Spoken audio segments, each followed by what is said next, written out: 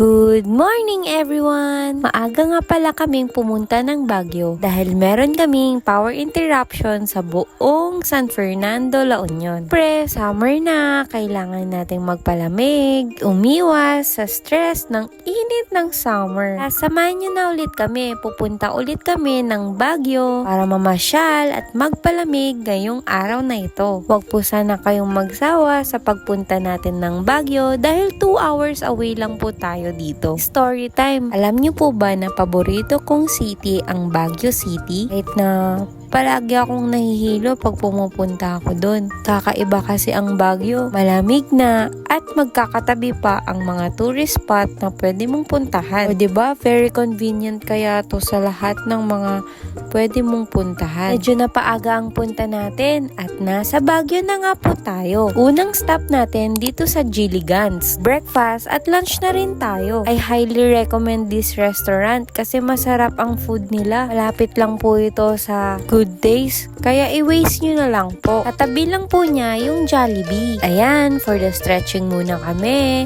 And for OOTD po namin, itong OOTD ni Elisa at eto naman yung sa akin. Tara na sa loob. Parang kami pa ata ang naunang customer nila ha. Eto na, ang friend kong si Jessam, nag-order na po siya. Hello, baby Fleeny!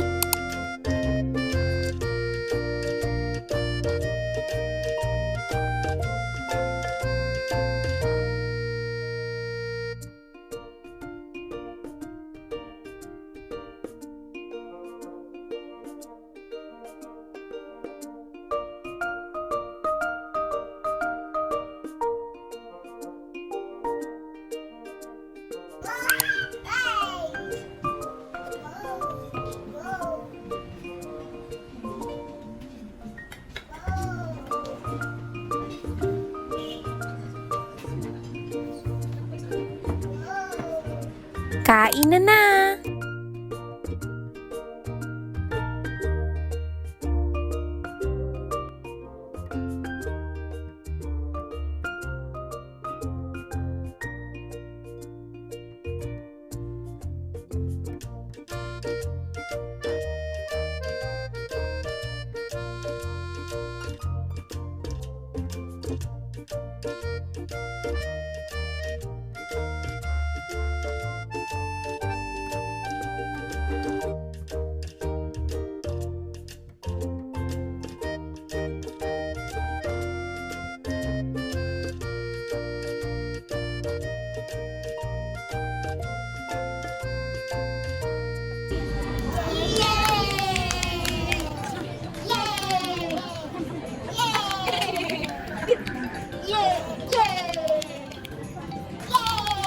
Diba ang saya namin? Meron kaming nakitang mga matatanda. Naiisip namin, ganyan kami pag tumanda na kami. Eto, ang aftermath ng aming mga kinain. After nyan, pag-isipan namin na pumunta sa Strawberry Farm. May bagong daanan na binigay si Waze. Samahan nyo na kaming puntahan ito. Akala namin nung una, nawawala na kami.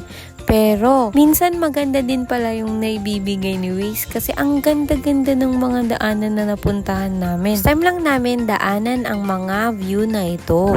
Tingnan nyo, ang ganda, diba? Lang na lang kape at tinapay. Then, nakarating na rin kami sa Strawberry Farm. First time na pumunta sa Strawberry Farm kaya hindi ito bago sa amin. Sobrang na-appreciate natin ang Strawberry Farm na to dahil dito lang sa La Trinidad ang merong strawberry farm sa Pilipinas. Sa pagkakaalam ko po. Pa-comment naman ako kung meron pa kayong alam na strawberry farm. Ayan! Aura-aura naman si ako. Grabe, parang kailan lang pupunta lang kami ng Baguio para mamasyal ngayon. Dati pumupunta lang kami ng Baguio dahil kukuha ng mga papers, tapos mag-enroll, ganun. Ngayon, mamamasyal kasi walang kuryente sa San Fernando. Itutour ko kayo dito sa Strawberry Farm sa mga hindi pa nakakaalam. Ito po ang Strawberry Farm. Meron din silang mga lettuce na ginagamit sa sangyupsal. Dali, samahan nyo ako. Bumaba na ako from the road. Yung sobrang green, yun ang mga strawberries. At yung light green, yun ang mga lettuce. O diba, sobrang luwang ng strawberry farm dito sa La Trinidad. Etong part na napuntahan dinaanan namin ay medyo likod po siya. Hindi po kami nag-stop doon sa harap dahil sobrang daming tao. Naisip namin na kapag dito kami sa likod, konting mga people ang makikita namin. At may sunflower kaming nakita sa tabi. Siyempre, hindi mawawala ang selfie-selfie at video-video with the strawberry farm and strawberries. Diba sobrang red ng strawberry? Meron na naman pong nakawalang babae na naglalaro sa strawberry farm. Ayan po siya, lakad ng lakad. Hello po, ako po yun. Ito po ang asawa ko. And then, nandito din ang aking kaibigang si Elisa. Bibili siya ng lettuce para sa sanggupsal party nila. Sana may sanggupsal party. At i-appreciate natin ang strawberry farm ng La Trinidad.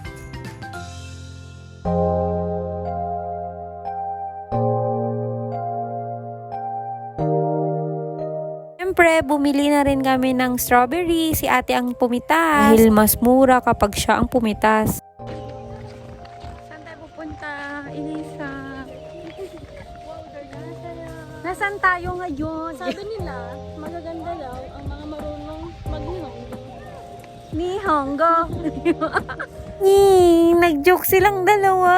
Yan po talaga kami. Napakababaw po ng aming kaligayahan. And on to the next destination habang nagtitimplang aking asawa ng dede ni Baby Flinny. Tama yan. Mag-practice ka pa, ha? Naku, hindi pala namin alam. Fiesta din pala ng La Trinidad. At Strawberry Festival para yun. Sayang, hindi na kami nakapunta dyan sa mga stall nila. Medyo gahol na rin sa oras at meron pa kaming nadaanan ng mga bahay na makukulay. Tourist spot din yan. Pupunta po sana kami dito sa Bell Church kaso sobrang wala pong parking. Kaya napagdesisyonan namin na pumunta na lang sa Burnham Park. Kasi nung last time na pumunta kami ng Baguio, hindi namin napuntahan to kasi wala ding parking. At ang ganda din ng weather. The weather is weathering.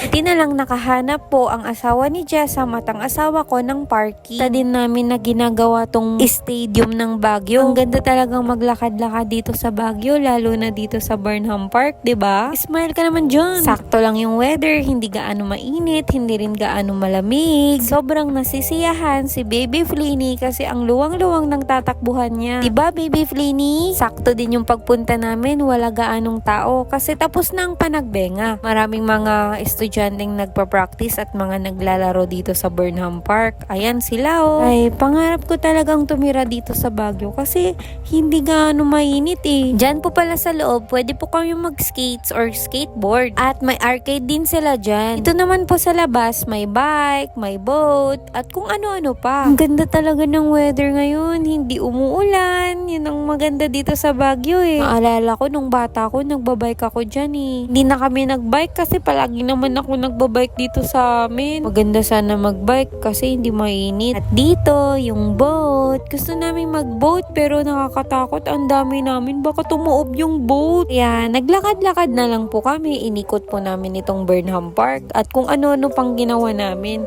Nagtingin-tingin po kami ng mga flower. And then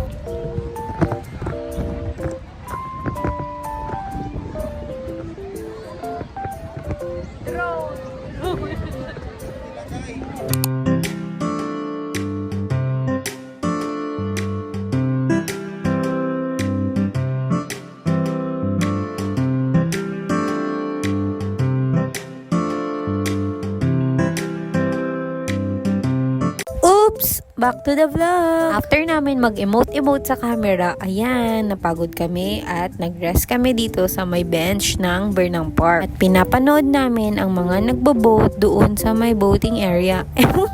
Man-made lake pala. May napansin akong dumi dito sa buhok ng aking kaibigang si Jessam. At eto na naman si Baby Flinny.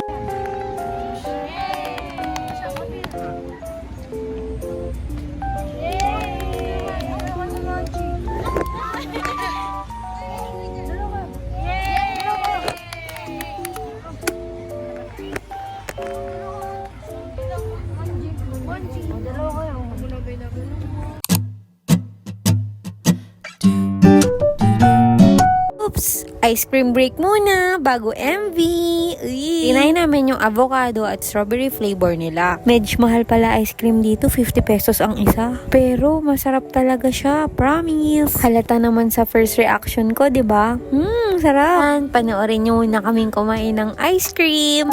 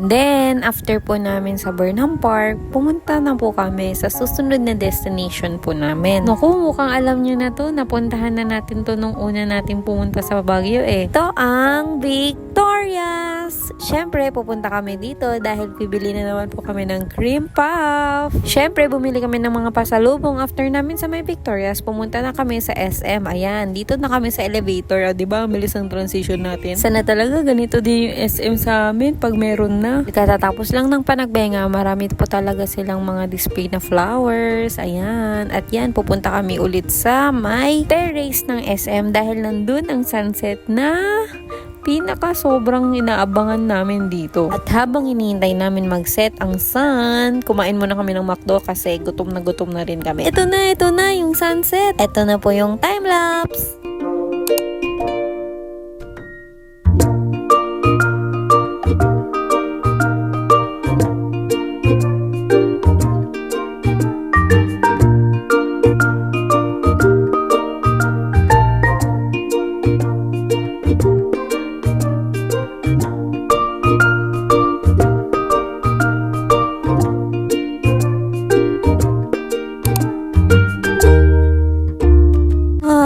Tapos na yung sunset, tapos na din yung bakasyon namin for a day. Salamat po sa panonood at sana sa susunod panoorin nyo pa rin ang aking mga vlogs. Pa-subscribe na rin po ako. Bye!